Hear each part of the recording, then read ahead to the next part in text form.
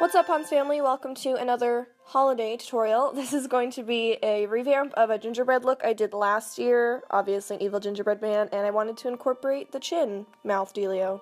All product details will be listed down below as usual, and let's get to it. I want to start off by using actually a black eyeliner pencil to first sketch out the features of the face.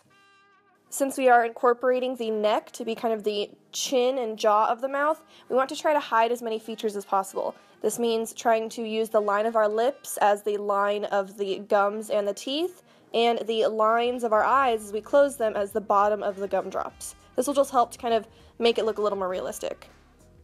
We want the illusion that this is how we actually look.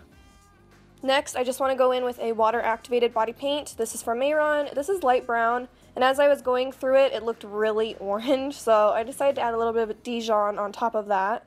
So just layer that on. You are going to have to layer it a little bit, and if you put it over the black eyeliner, the lines will still show through, which is what we want. I wanted to show you guys how the body paint works. Just if you're not familiar with it, you spray a little bit of water, and then you just kind of mish your brush around, and it activates paint.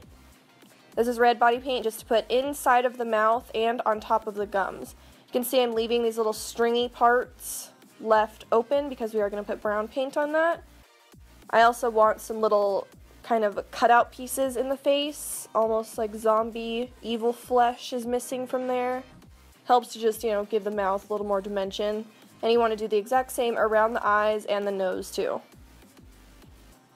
So everyone raves about the Morphe 35O palette, and so I had to get it obviously, and it's pretty fucking awesome. So I'm using that, and I'm using the darkest brown from this and a Morphe Elite brush, and I'm just going to start kind of contouring the face a little bit. Doing the exact same as you would normally, just contouring around the perimeter of my face, my cheekbones, and around my shoulders as well. Which maybe you don't normally contour your shoulders, but Use a smaller fluffy brush to go right underneath our fake new chin, just because we want to get right up against that line, and darken as you go if you need to. These shadows from Morphe are extremely pigmented and very inexpensive, so if you can get your hands on it, try your hardest to. They're the shit. I also use this dark brown color just to kind of darken in the sockets of the eyes and a few spots around the face that would have shadow. We don't want the paint to look so flat. And as is tradition, we want to go in with a little bit of a lighter foundation color. This is just a cream paint. You guys know I love using cream paints to highlight on top of water-activated paint, so I'm just using this one from Mehron, which is pretty much like a foundation color. And you want to do this on the high points of where the gingerbread would be. Cookies have a lot going on, a lot of texture, so I'm just taking a little bit of white paint from Mehron mixed with a tiny bit of brown, just so it's not like white, and a fan brush to put these texture marks all over the body of the gingerbread man. Same with black as well. Gingerbread men, and cookies in general, they have little cracks, little holes in them. So even with a small Sigma E06 brush, I want to take that black paint and draw some more cracks. Just kind of random, but very thin and small throughout the look. Do as many or as few as you like, but just make sure you give this bitch a lot of texture, alright? Makeup Geek's Corrupt eyeshadow is a super matte black eyeshadow. You could use any black eyeshadow if you want though, and I'm just using a small shader brush to go right underneath the chin and my actual chin so that we create a difference from the face to the body. We're just slowly trying to create more and more shadow because these red portions would be underneath where that cookie is kind of hanging over. So using that black shadow, I am going right underneath my eye socket, same with my nose, just to show that this red is underneath. For the gums, you actually could do this earlier instead of going over it with red. I took a little bit of light pink body paint, which you could just make by adding white, and I'm putting this on the gum portion because I don't want it to be bright red. The gums would be a little lighter, a little pink.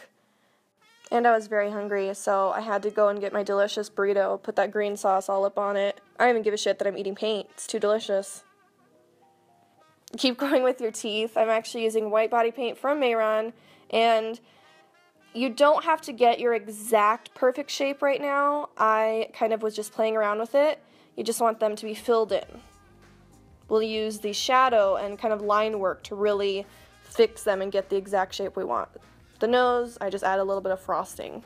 Now that we have the teeth and everything in the mouth placed down, I just want to fill in these little stringy portions using that light brown paint still, and we want to start highlighting it as well. The gingerbread, just like we added shadow underneath where it would be, we want to add highlight on top of that as well. So using a little bit of white paint, and while the paint is still wet, the brown, you can really mix that white into it to get the lighter color you want. Focus all of your highlighting towards the high points, just like you would with any paint or any kind of highlighting or contouring you did on your face. Same with around the nose, around the eyes, you know, wherever there's a shadow, you gotta put that highlight too. You can also really build up the highlight as you go with layers of white. Our open, gaping mouth wouldn't just be red down our throat, so add a little black body paint, more focusing towards the middle. And actually, after I did this look, I realized that I should have brought the black all the way up to the teeth. You can see I'm blending it into the red and keeping the red kind of around the edges. But under the teeth, I have a lot of black too, because that would be right where the base of our mouth is. Whatever, you live and learn, you know. Still using that Makeup Geek Corrupt black eyeshadow, we want to add shadow onto the gums that it's coming from the gingerbread itself as well, just like we did with the eyes and nose. You want to take that shadow right up against that line and then blend down a little bit.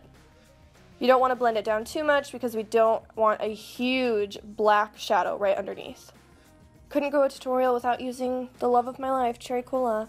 So I'm taking cherry cola and I just want to use it a little bit to define the gums. When a tooth goes into your gums, there's kind of a bump if you look, because the root of the tooth makes an indentation in your gums themselves. So you want to create that. And then using that same eyeshadow just to start to line where I want the teeth to be. You can see I made these very long. In the original look I did last year, I made them kind of more like twisty-ish from American Horror Story.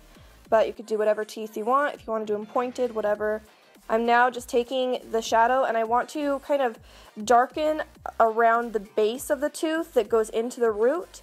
And then I also took it just to shorten the back teeth, because as the mouth curves around, the teeth would get shorter in the back, and they would also have more shadow on the back as well.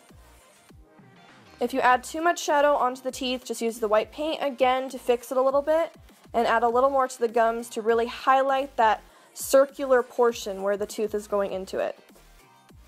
Use a little bit of black body paint to really define the lines between the teeth themselves. And since I had it out, I just went over the very top of the line of the shadow of the top of the gingerbread. Like I was saying before, how the back teeth curve around, you want to add shadow to those too, so I'm just taking cherry cola, mixed a little bit of brown eyeshadow, and taking those completely over the teeth, because if they're in the back and curve around, they would be a little darker. Do the exact same thing on the bottom. Nothing was new here, so I just kind of sped through the process. But I also want to add a little shadow underneath the little gingerbread pieces and start highlighting the bottom jaw like we did earlier as well.